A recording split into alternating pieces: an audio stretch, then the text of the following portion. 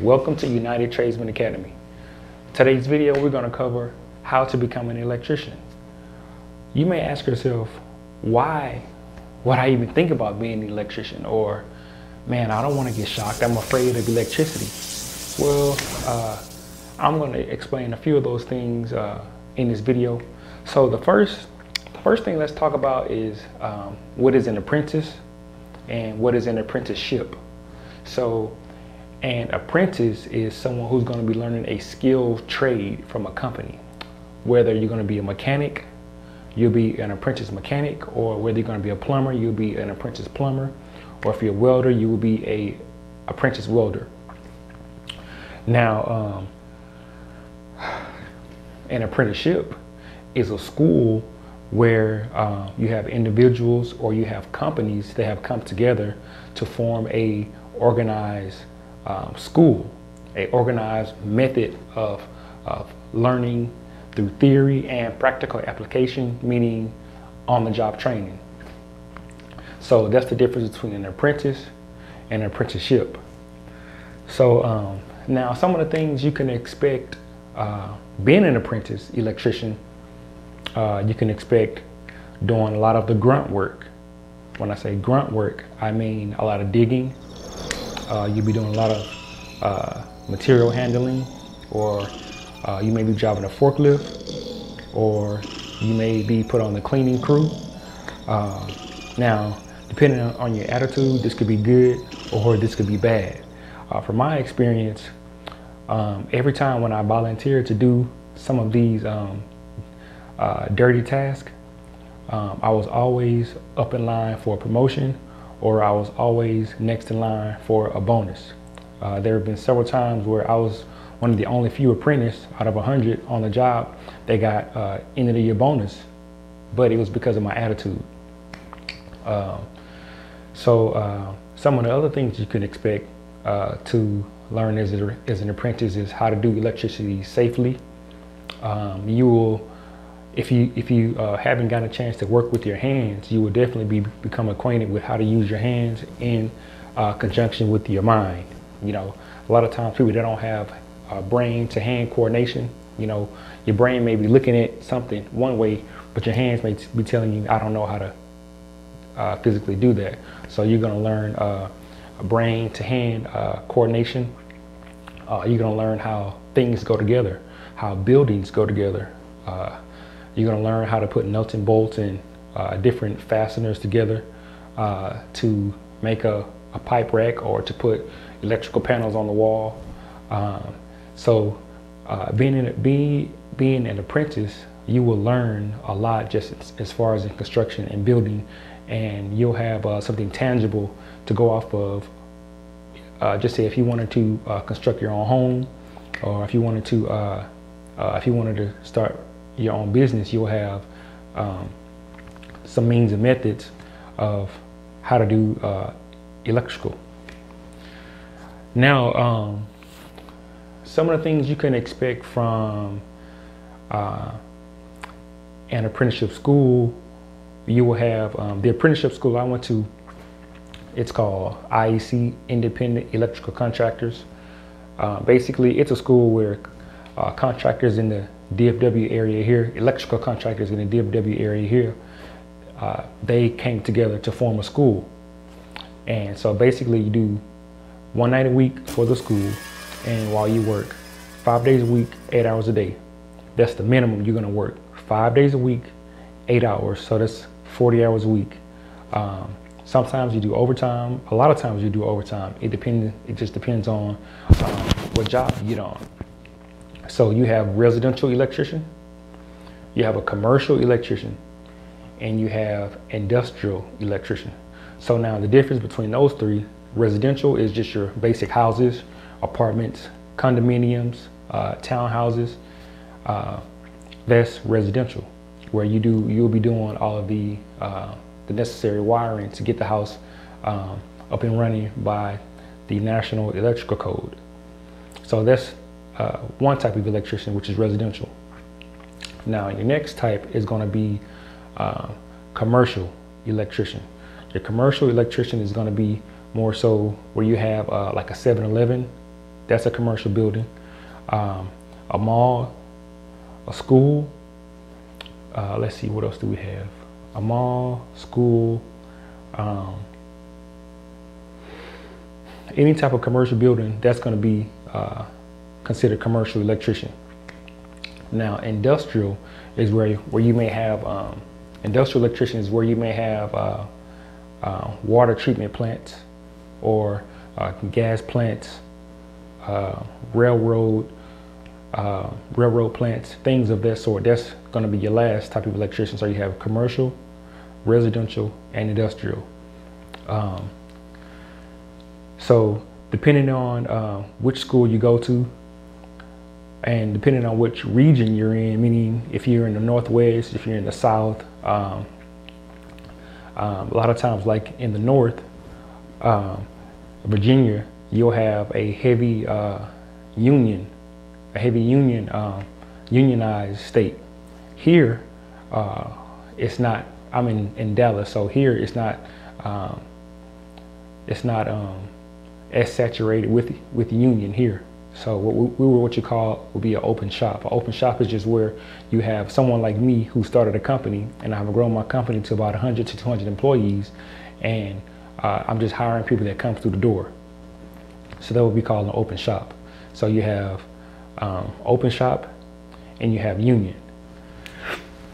And so as far as with the apprenticeship, you will be expected to have some math skills, you know, a little bit of multiplication, of course, addition, subtracting, because you will be learning electrical theory. You will be learning how to calculate different voltages, different amperages, and that all requires some level of mathematics.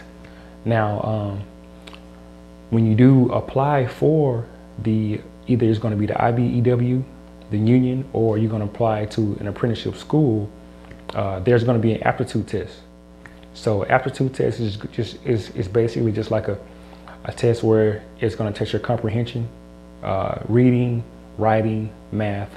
It's just a basic test. It's not nothing hard, or it's nothing to sweat over. You know, it's just going to be a basic test to see what your level of understanding is.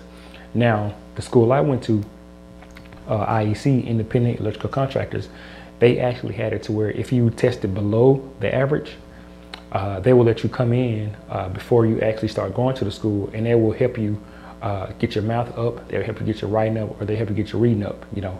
But most guys, they just need a little bit of help with the math. So they help you actually get your math up. So it's nothing to be intimidated by.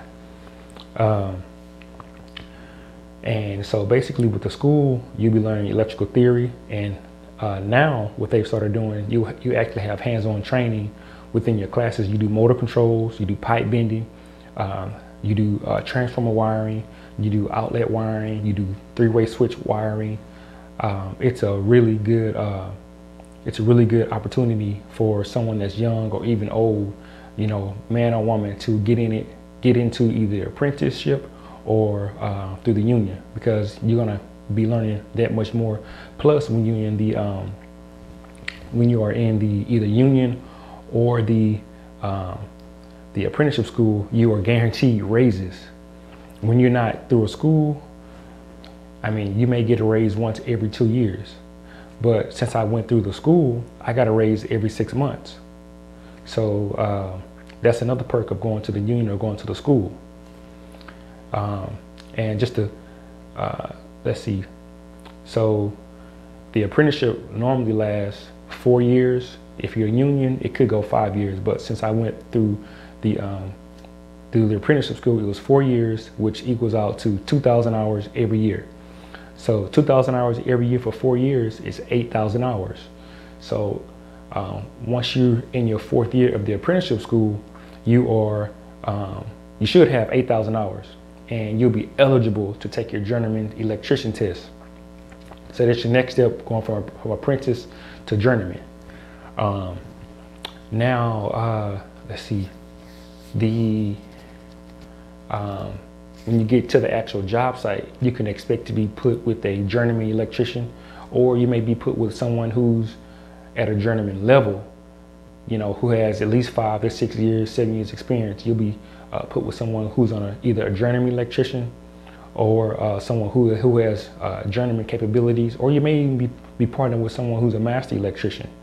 And so these gentlemen or women, they will show you the ins and outs of how to bend pipe, depending on, like I said, depending on if you're residential, depending on if you're commercial, or if you're in industrial.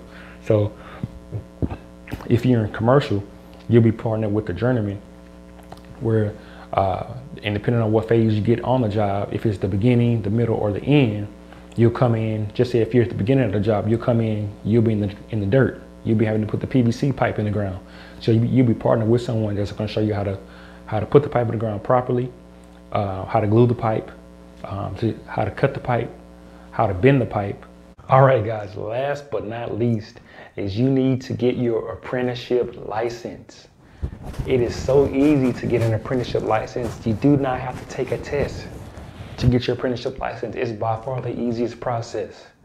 So what you need to do, you need to go to the Department of Licensing and Regulation. So depending on if you're in Texas, so it'll be the Texas Department of Licensing and Regulation. If you're in Georgia, it'll be the Georgia Department of Licensing and Regulation. If you're in Virginia, it'll be the Virginia Department of Licensing and Regulation. Whatever states you're in, you need to go to that website and you need to search for apprenticeship license. And basically you fill out the information that they're going to require for you. It's just a few small things, same thing as like applying to the school. They're just going to ask you a few basic questions. I can tell you this from my experience. One of the things that stops a lot of people is if they have a felony on their record, because they do ask you if you have a felony on your record. So in some instances, this stops you from getting your license. In some instances, it doesn't. I believe it just depends on the charge. So that's one of the most important things. And if you show up to the interview with your apprenticeship license already, they're gonna look at you like you're serious, like you want to do this. You know, some guys show up and they don't have their license already, so they can't put you to work. They can't send you onto the job site the next week because you don't have your apprenticeship license. Now, you can't get the apprenticeship license the same day, but what you're gonna have to do is get a copy of the paperwork that you completed on the internet, and saying that your apprenticeship license is going to be coming in the mail, and they're already going to give you your apprenticeship license, the number, you know, so at least you have that document to show so you can get started right away. So don't go to the interview without that apprenticeship license. Okay, on to the next step. Dealing with residential, depending on the stage also, whether it's going to be a beginning, the middle, or the end, you're going to be in the dirt. You're going to start doing your grounding and your UFA ground with the slab and the rebar. When you, from residential to commercial, in residential is going to be, you're going to have wood studs. So it's going to be a little different. In commercial, you're going to have aluminum framing or aluminum studs. So the process of running your pipe or running your cable is going to be very different, you know. But these are the different sides to electrical, different sides to construction that you're going to learn. So one thing I didn't cover is when you're applying for the school, it'd be good to call the school before you go, whether you're going to go through the IPEW or you're going to go through the apprenticeship school. It'd be good to call them beforehand to see what they're going to require before just showing up. And I would call as soon as possible, because now there's a big waiting line. Back when I did it 15 years ago, there was not a waiting line. I was able to get in right away, you know, and I actually started earlier than I was supposed to. So I was already working like 2-3 months before I even started school. So, but now it's more of a demand for electricians. So what you need to bring is the documents you need. A driver's license is going to be preferred, because they want to know if you can drive to different job sites, because it's not just a stationary job where you just be like at one job for 10 years. That's not how it's going to work. You know, you will be going from job to job. So they want to know if you have your driver's license. So bring your driver's license. You know, if you don't have that, bring your photo ID.